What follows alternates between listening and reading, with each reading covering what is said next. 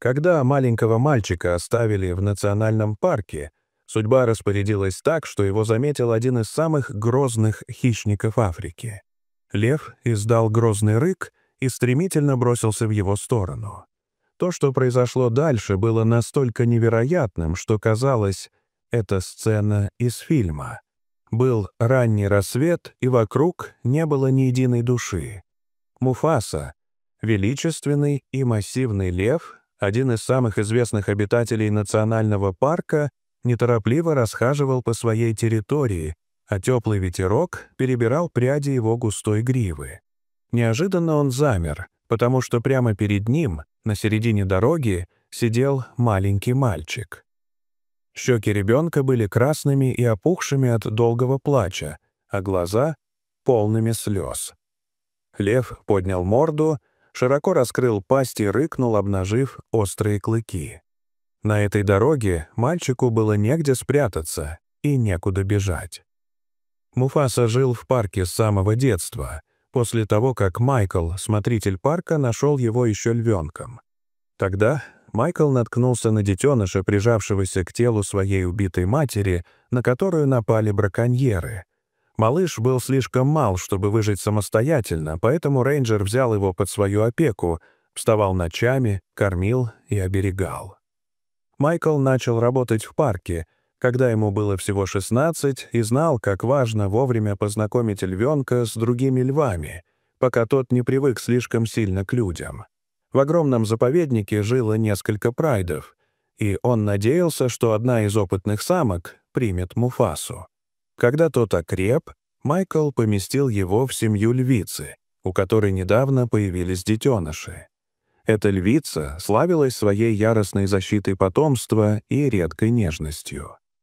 К счастью, она без колебаний приняла нового малыша.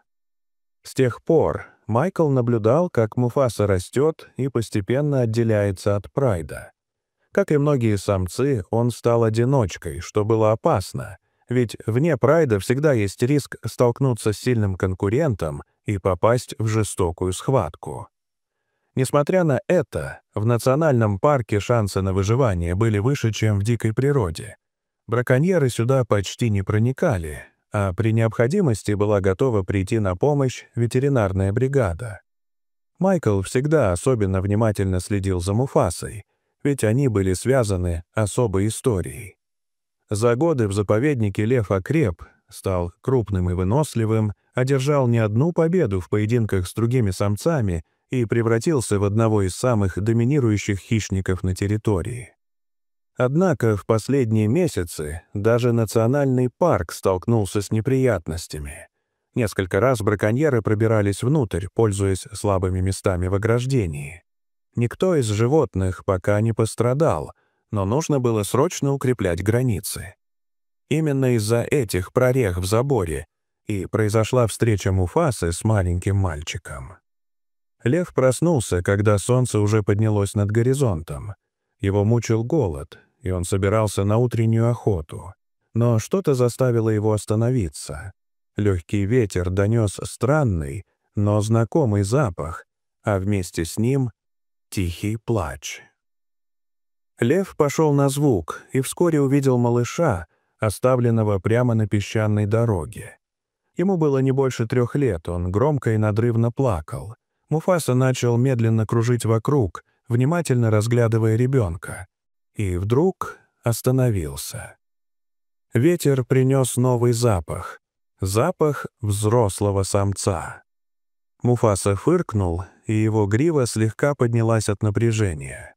Он снова посмотрел на мальчика, который теперь замолк, заметив грозный взгляд льва. Но взгляд Муфасы был направлен не на него. Внезапно лев бросился вперед, перепрыгнув прямо через голову ребенка. Прозвучал глухой удар. Мальчик обернулся и увидел второго льва, прижатого к земле, а сверху на нем — Муфасу, который рычал и наносил удары лапами с выпущенными когтями. Схватка была короткой, но яростной. Второй самец отступил. В этот момент по дороге на джипе ехал Майкл, не подозревая, что станет свидетелем такой сцены. Он часто видел драки львов, но никогда с ребенком в нескольких шагах от них. Сердце сжалось, и он вдавил педаль газа, направляя машину прямо к мальчику. Второй лев уже скрылся, а Муфаса повернулся к ребенку. Майкл знал, что если бы лев причинил вред мальчику, это стало бы катастрофой для парка. Но, к его изумлению, Муфаса лег рядом с малышом, словно защищая его от невидимой угрозы, и зорко оглядывал окрестности. Это была не схватка за добычу. Муфаса спасал ребенка. Майкл не мог не вспомнить день, когда нашел львенка рядом с погибшей матерью. Возможно, лев увидел в плачущем малыше что-то, что тронуло его. Но, как бы там ни было, надо было действовать. Майкл остановил джип, медленно вышел и стал приближаться. Муфаса смотрел на него, но не проявлял агрессии, будто оценивая, можно ли доверить мальчика этому человеку. Наконец, лев встал, потянулся и неспешно ушел. Майкл поднял ребенка на руки и повез в центр парка, ломая голову, как он здесь оказался. Чтобы найти ответ, он проверил записи с камер видеонаблюдения. На одном из кадров, снятом возле границы парка, он увидел старую потрепанную машину. Из нее вышла молодая женщина с ребенком на руках. Она быстро осмотрелась, нашла слабое место в заборе, пролезла внутрь, поставила мальчика на дорогу, поцеловала его в лоб и вернулась к машине. По ее движениям было видно, что она не бросала его из жестокости. Это был акт отчаяния. Майкл чувствовал, что, возможно, она рассчитывала на помощь парка. Мальчик назвал свое имя — Лео. Родственников найти не удалось. Власти сказали, что если семья не объявится, его отправят в детский дом. Эта мысль не давала Майклу покоя. Лео уже начал привыкать к новому окружению, а вчера, увидев львят, визжал от радости. Майкл понимал, что мальчику однажды придется узнать, почему его оставили, и что на этот вопрос, возможно, никогда не будет ответа.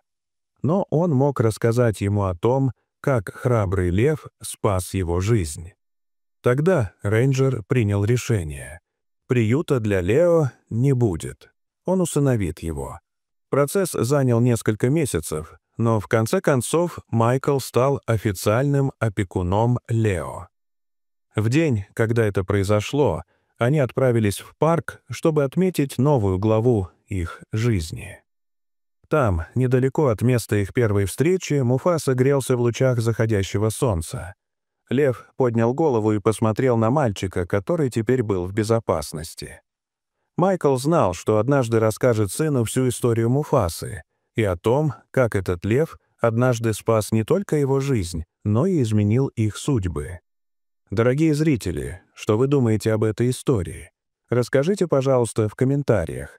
А если вам понравилось это видео, то ставьте лайк и подписывайтесь на наш канал. До свидания.